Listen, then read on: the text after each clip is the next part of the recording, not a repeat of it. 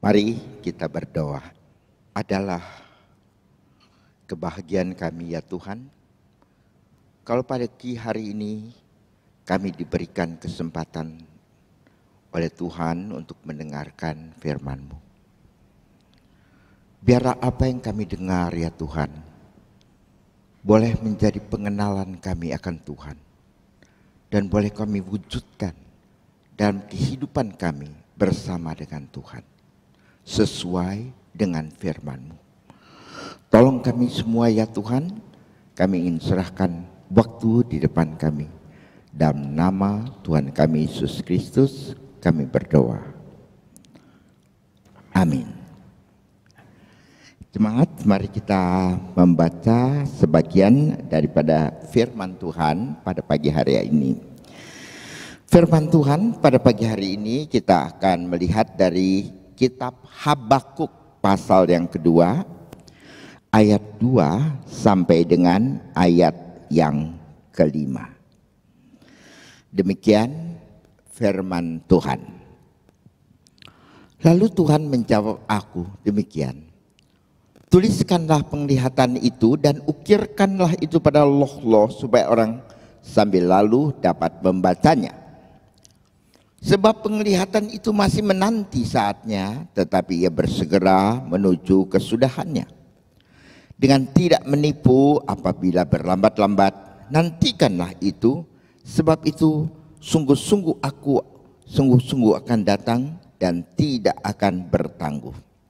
Sesungguhnya orang yang membusungkan dada tidak lurus hatinya, tetapi orang yang benar akan hidup oleh percayanya. Orang sombong dan khianat dia yang melagak, tetapi ia tidak akan tetap ada. Ia mengangahkan mulutnya seperti dunia orang mati dan tidak kenyang-kenyang seperti maut, sehingga segala bangsa dikumpulkannya dan segala bangsa dihimpunkannya. Sampai sekian kita membaca firman Tuhan.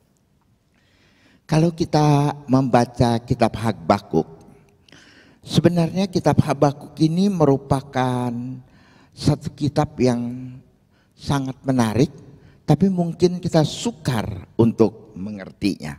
Ya, kalau kita misalnya membaca Habakuk dari awal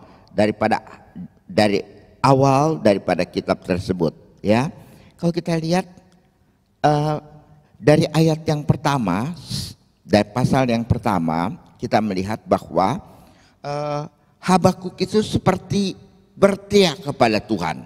Misalnya di dalam pasal pertama, mulai ayat yang kedua, aku berteriak, tetapi tidak kau dengar. Aku berseru kepadamu, penindasan, tetapi tidak kau tolong. Mengapa engkau memperlihatkan kepadaku kejahatan, sehingga aku memandang kezaliman? Ya, aniaya dan kekerasan ada di depan mataku. Perbantahan dan pertikaian itu terjadi. Nah, itu pertama kita lihat bahwa kitab Habakuk itu sebenarnya melihat bahwa di depannya itu seolah-olah dia sudah berdoa kepada Tuhan. Tapi Tuhan adalah Tuhan yang tidak menjawab doa mereka. Nah, ini adalah sesuatu yang disampaikan oleh Habakuk. Seolah-olah dia berdoa dan Tuhan tidak memperhatikan doanya. Yang kedua, di dalam seruan daripada Habakuk kepada Tuhan adalah bahwa Tuhan sepertinya tidak sanggup untuk mengontrol kejahatan dari manusia. Di depan matanya dia lihat penindasan, ya, dia sudah laporkan kepada Tuhan. Tuhan, ini orang brengsek sekali. Kenapa Tuhan nggak bertindak? Kenapa Tuhan nggak kasih apa dan apa begitu? Tetapi justru sepertinya tidak terjadi apa-apa karena Tuhan tidak bertindak. Ya, jadi pertama adalah bahwa seolah-olah Allah tidak mendengar doa mereka. Yang kedua, lalu kemudian sebenarnya lalu Tuhan tidak bisa mengontrol akan sesuatu kejahatan di dalam dunia ini. Nah, itu adalah ayat 1 sampai 4. Kemudian ayat 5 memang peralihan, tetapi kemudian Tuhan menjawab daripada Nabi Habakuk ini. Dia jawab, saudara, di dalam ayat yang ke-6 misalnya. Tapi kok aneh jawaban daripada Tuhan. Tuhan sebenarnya sebenarnya Habakuk beritakan, Tuhan, aku berteriak-teriak kepadamu, tapi engkau tidak peduli. Aku bilang ada penindasan, tapi engkau tidak peduli. Nah, lalu kemudian tapi Tuhan menjawab doa daripada Habakuk, ya. Tapi aneh sekali, jawaban apa yang Tuhan berikan? Dia katakan, sebab sesungguhnya akulah yang membangkitkan orang Kasdim, bangsa yang garang dan tangkas itu, yang melintasi lintang bujur bumi untuk menduduki tempat kediaman yang bukan kepunyaan mereka. Nah, sekali lagi kita melihat begini, Habakuk menjadi tercengang, bukan? Pertama, dia menuduh Tuhan bahwa Tuhan tidak mendengarkan doa dia. Yang kedua, Tuhan tidak mampu untuk mengontrol kejahatan daripada umat manusia. Lalu Tuhan kemudian jawab pertanyaan, Tuhan jawab doa daripada Nabi Habakuk. Tetapi kalau kita perhatikan, aneh sekali. Tuhan bukan bilang, oh kamu tunggu dulu, aku bisa mengatasi. Oh kamu nggak ngerti aja, ada waktunya aku akan jawab doa-doa kamu. Enggak. Jadi Habakuk bilang, Tuhan tidak dengar doa saya nih. Tuhan membiarkan saja kejahatan terjadi di depan mataku. Lalu Tuhan jawab. Tuhan jawabnya, ada orang Kasdim. Itu adalah satu suku bangsa kecil di selatan daripada Babel. Tapi kemudian mereka memang menyerang. Lalu tahun 627 sebelum Masehi, ya. Bapak Ibu mungkin tidak tahu tanggalnya lah ya. Saya sembarangan aja sebenarnya ya. 627 sebelum Masehi. Lalu menguasai Babel. Dia bisa menguasai Babel. Loh, mendadak Habakuk lagi bicara apa? Tuhan bicara apa? Kok nggak nyambung? Kalau buat Habakuk, secara teologis, bagaimana kemauan daripada Habakuk mengenai Tuhan ini? Jadi begini, Habakuk kepinginnya tentu adalah bahwa saya berdoa nih. Habis saya berdoa, ya Tuhan jawab. Ya, jawaban daripada Tuhan apa? Misalnya tinggal bilang aja, Tuhan mau bertindak enggak?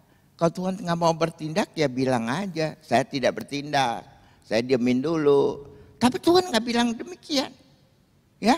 Seolah-olah Tuhan tidak jawab, Tuhan tidak dengar, Tuhan tidak pedulikan doa dia, Tuhan tidak peduli ada kejahatan. Lalu sekarang setelah Habakuk menjerit kepada Tuhan, lalu Tuhan menjawab. Tapi apa jawaban daripada Tuhan? Kalau kita lihat, kalau kita pada zaman sekarang kita akan mengatakan, Allah gimana sih? Kok jawaban gak nyambung?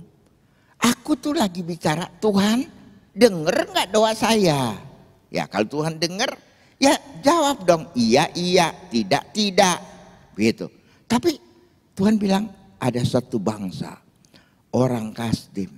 Nanti dia akan kuat, dia akan garang, dia akan menduduki tempat yang bukan tempatnya dia. Artinya dia akan menaklukkan negeri Babel itu dan berkuasa di Babel. Nah, aneh kan?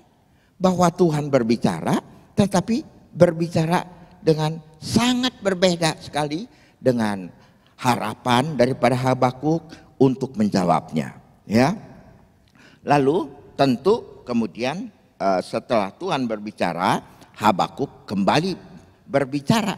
Nggak mengerti apa sih jawaban Tuhan, kenapa nggak nyambung sih? Saudara ingat nggak waktu misalnya cerita Ayub, ya.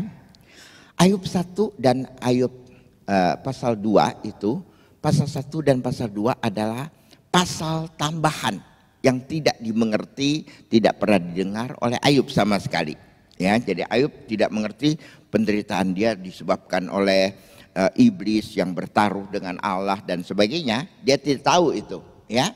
Yang dia tahu cuman mendadak dia miskin, mendadak anaknya semua mati, mendadak kekayaannya semua habis, mendadak kesehatannya semua habis. Jatuh sama sekali. Nah, lalu kemudian itu yang Ayub tahu. Ayub tidak mengerti apa yang terjadi di atas sana. Itu adalah untuk kita, ya. Tetapi Ayub tidak tahu nih.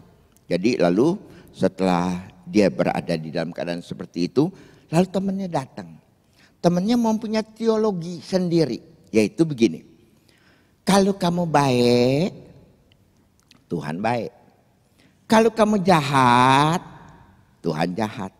Kamu sekarang lagi apa?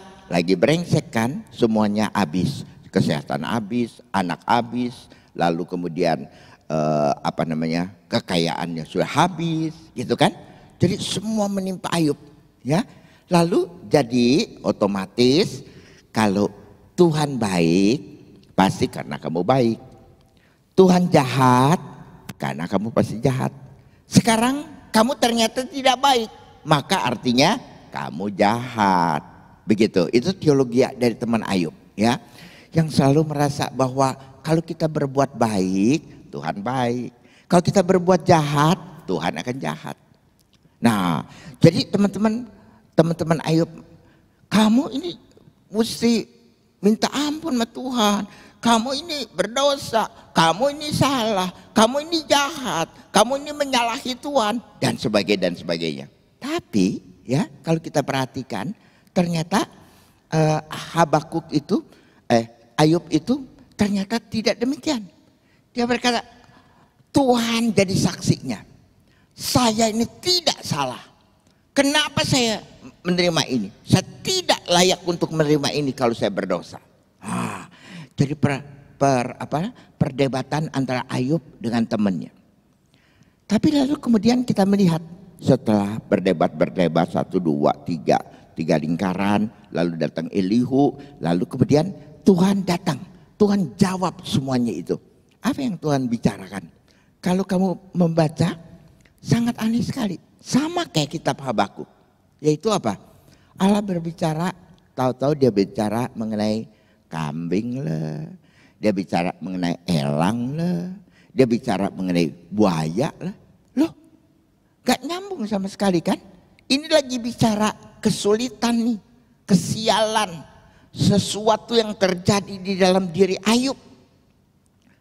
Kok Tuhan tidak menyinggung masalahnya? Itu kalau dosa ditunjukin dosa, kalau nggak dosa bilangin nggak dosa. Enggak.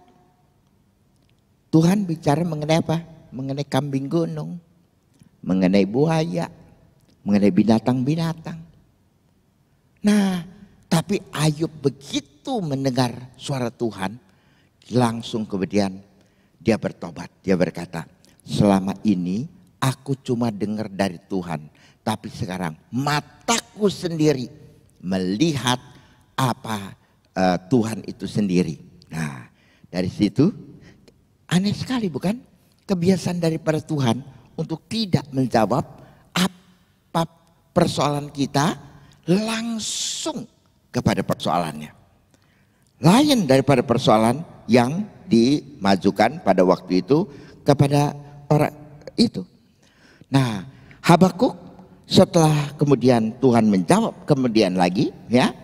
Lalu di dalam Habakuk pasal 2 ayat 2 sampai 4 ini kembali Tuhan menjawab argumen daripada Habakuk. Jadi Habakuk merasa, kok Tuhan jawabnya aneh. Aku lagi bicara mengenai penindasan, dia bicara mengenai orang Kasdim.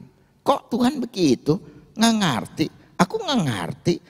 Kalau kita bilangnya sekarang, Tuhan denger enggak saya lagi ngomong apa? Tuhan tahu enggak saya lagi bicara tentang apa? Tuhan tahu enggak pergumulannya ini apa? Kok bicara Kasdim lah, bicara apa? Tuhan enggak nyambung sama sekali sama ya apa yang kita doakan. Nah, Habakuk pasal 2 ayat 2 sampai 4 adalah jawaban Tuhan atas argumen daripada Nabi Habakuk, Ya, di sini Tuhan mengatakan begini. Tulis semuanya pokoknya pada loh batu. Supaya orang yang lihat, yang lewat, dia bisa baca. Loh, sekarang kita lagi berdebat lah. Orang Kasdim lah, orang ini. Mendadak Tuhan menjawabnya adalah tulis semuanya. Tulis saja semuanya. Nah, nanti semua akan terjadi. Dan kalau itu akan terjadi, orang tahu semua bahwa itu sudah dinubuatkan terlebih dahulu oleh Tuhan melalui Nabi Habakuk. Nah, aneh sekali bukan jawaban daripada Tuhan bahwa orang hidup itu adalah seseorang yang harus hidup dari percayanya dia. Nah, Bapak Ibu sekalian, kita melihat begini. Yang pertama adalah bahwa memang kita mengambil pelajaran adalah bahwa waktunya Tuhan tidak sama dengan waktunya manusia. Kita sekarang kali sama dengan Habakuk. Kita bertanya, berapa lama lagi Tuhan? How long? Berapa lama lagi Tuhan untuk COVID ini? Ya memang kita mempunyai harapan bahwa ya barangkali pada akhir tahun, jadi bulan Januari nanti Cungko sudah bisa menghasilkan lebih dahulu vaksin yang telah dibuat oleh pabrik Sinovac itu. Yang kerjasama dengan Bio Farma yang sekarang lagi mengadakan pengetesan untuk bisa diterima oleh BPOM. Ya, kita mempunyai pengharapan itu. Cungko sebenarnya pintar juga ya, dia kerjasama dengan Bio Farma, tapi dia lebih dulu testingnya udah selesai, ya, sehingga dia menjanjikan untuk memberikan kepada kita sampai bulan Maret itu 10 juta vaksin. 10 juta belum ada apa-apanya ya, karena penduduk Indonesia 270 juta. Nah, habis itu baru Bio Farma bisa memproduksi ya dan menghasilkan vaksin itu. Nah, pada waktu itu baru kita punya vaksin punya sendiri selain daripada vaksin merah putih ya. Nah, nanti kita tidak tahu ya, mungkin 10 juta, 10 juta, 10 juta tetap masih jauh daripada apa yang diproduksi oleh kita dengan seluruh jumlah penduduk Indonesia pada saat ini ya. Nah, kita bertanya, how long? Berapa lama lagi Tuhan? Berapa lama lagi Tuhan?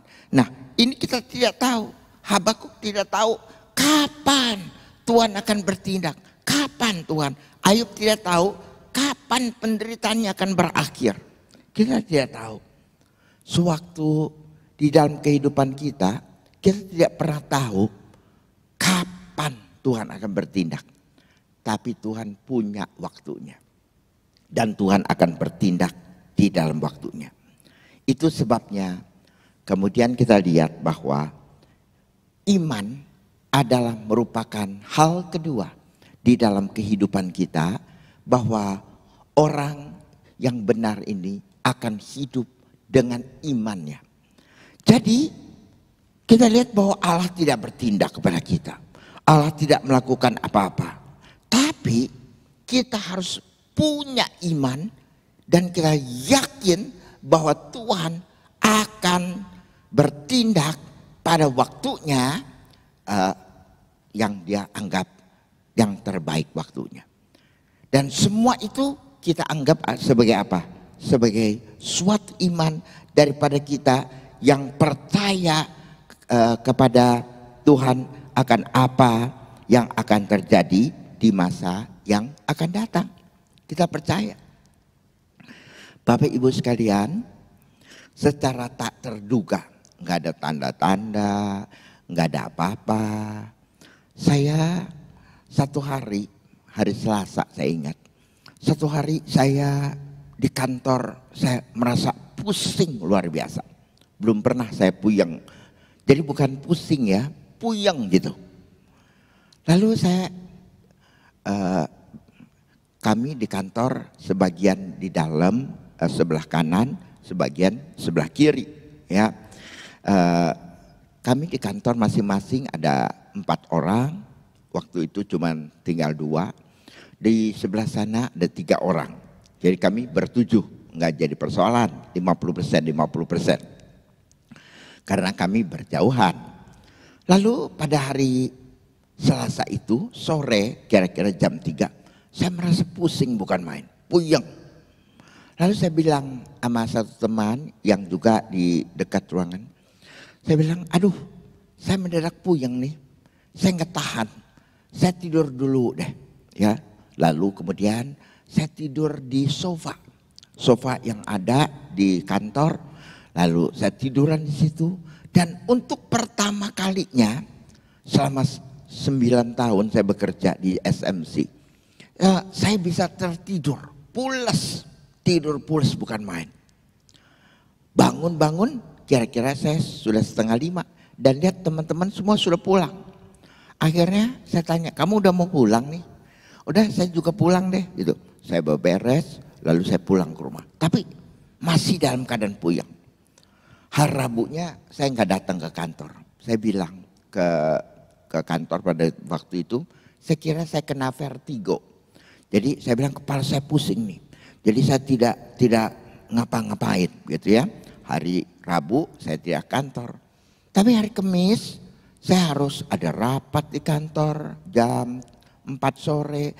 Ada pertemuan dengan teman di Grand Indonesia jam 12, saya harus ketemu notaris sebentar, begitu kan. Dan pada hari Kamis itu akhirnya saya tetap menjalankan semua tugas saya. Saya pergi pusing-pusing, saya pergi ke Grand Indonesia, saya ikut rapat dari jam 3 sampai jam 6 di kantor. Ya, setelah itu saya pulang. Sore ingat bahwa hari Jumat itu adalah Idul Adha. Satu malaman itu saya tidak bisa tidur. Satu malam saya pikir, waduh ini mungkin karena di luar suara berisik nih, saya tidak bisa tidur. Tapi saya sudah merasa waktu angkat tangan saya sudah gerakannya sudah aneh. Jadi gitu, tidak bisa terkontrol. Lalu hari Sabtu pagi itu saya bilang sama teman saya yang dokter, kayaknya saya kena stroke nih, tangan saya sebelah kok sepertinya gerakannya tidak benar. Lalu dia pesan dokter langsung, ya, dia pesan dokter dan ternyata dokter menetapkan bahwa saya stroke, lalu harus segera masuk ke rumah sakit. Jadi saya hari Sabtu itu langsung masuk rumah sakit ke ICU, lalu hari Senin baru keluar. Lalu saya dipindahin ke kamar biasa, lalu saya bilang sama dokter, saya minta kelas 2, nggak ada. Jadi saya dipindahin kelas 1 dulu, begitu ya. Lalu yang punya rumah sakit merasa saya nanti nggak bisa tidur, jadi saya nggak dikasih teman, kosong. Jadi seolah-olah saya kamar VIP, sama juga begitu, ya. Tapi saya bayar kelas 2 cuma. Lalu saya bilang sama dokter, dokter, saya hari Rabu pulang ya. Mana bisa? Kamu baru berapa hari? Dihitung-hitung. Senin, Selasa, baru 2 hari kamu udah mau pulang. Lalu saya bilang, dokter, kalau saya sampai Kamis, nanti saya bayar rumah sakit pakai apa? Bisa-bisa saya jual celana dalam kalau laku. Begitu kan? Ya, akhirnya kami tawar-menawar. Akhirnya, oke, habis suntik baru boleh keluar. Nah, akhirnya Rabu saya keluar. Hari Jumat, saya bikin Zoom dengan semua anak-anak saya. Terima kasih sama mereka karena mereka sangat memperhatikan saya. Hari Sabtu Minggu itu saya di kamar khusus. Saya sebenarnya tidak boleh dibesuk, tidak boleh dijaga. Tapi ada teman nyelonong 2 orang bisa masuk. Lihat saya sebentar, bikin video, lalu kemudian turun lagi. Begitu, ya. Nah, perhatian daripada teman-teman luar biasa. Saya memang pada waktu itu kepala puyeng luar biasa, saya tidak bisa jawab WA. Tapi kalau saya melihat WA saya begitu dibanjiri dengan bermacam-macam pertanyaan. Begitu.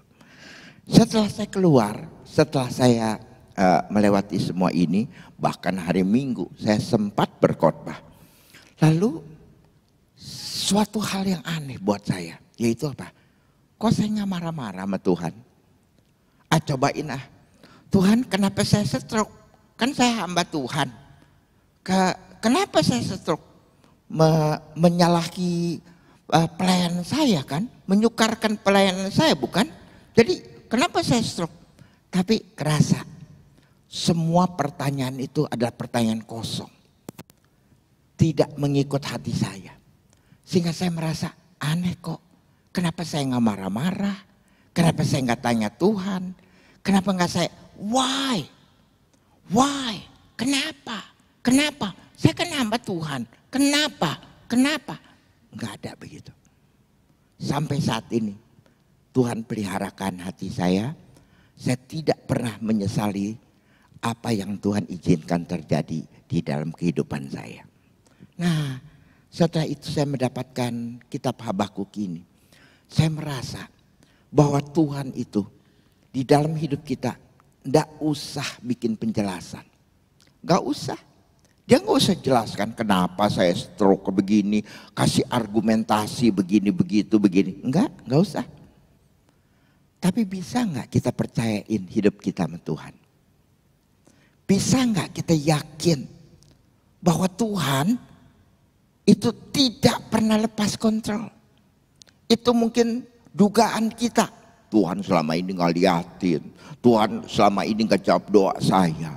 Tuhan selama ini gak peduliin saya. Itu kita punya iman yang salah. Bisa gak kita yakin? Di dalam hidup ini Tuhan tidak lepas kontrol. Nah, itu kita pegang dengan iman kita. Orang yang benar akan hidup oleh iman. Nah, dalam keadaan COVID seperti begini, Bapak Ibu yakin gak Tuhan tidak lepas kontrol? Wah, Indonesia setiap hari kita tambah, wah bikin rekod. Jakarta makin lama rekod lagi. Dulu kita setiap hari 1.000 lebih sudah bingung. Tapi sekarang Jakarta aja 1.000 lebih. Hampir 1.400 kemarin. Wah, rekod lagi. Kita mungkin bertanya kan, how long? Why Lord? Kenapa? Berapa lama? Sampai kapan? Wah, kita pertanyakan, sampai kapan toko saya begini? Sampai kapan pabrik saya begini? Sampai kapan omset saya begini? Sampai kapan ekonomi pulih begini? Tuhan tidak jawab. Tapi bisa nggak engkau yakin? Tuhan tidak pernah lepas kontrol daripada kita. Sebagai anak-anak Tuhan, kita yakinkan, kita percaya bahwa Tuhan akan tetap tidak akan pernah meninggalkan kita. Dan iman itu kita pegang bahwa Tuhan memang adalah Tuhan yang memegang kehidupan kita selama-lamanya. Bisa nggak saudara percaya? Mari kita duduk kepala, kita berdoa. Bapa dalam surga, seringkali kami menuduh Tuhan. Tuhan tidak mendengar doa kami. Kami menuduh Tuhan. Tuhan tidak peduli akan kami. Kami menuduh Tuhan. Tuhan tidak tahu apa yang terjadi. Padahal sedetik pun Tuhan tidak pernah lepas kontrol daripada kehidupan kami. Dari perhatian-Mu pada kami. Ampuni kami Tuhan. Dan ingatkan pesan Tuhan bagi kami. Bahwa orang yang benar akan hidup melalui iman yang diberikan oleh Tuhan bagi kami. Tolong Tuhan, sehingga kami semua dapat mempercayakan kehidupan kami hanya pada Tuhan saja. Tuhan tolong kami, kuatkan iman kami, tolong kami. Di dalam nama Tuhan Yesus kami berdoa.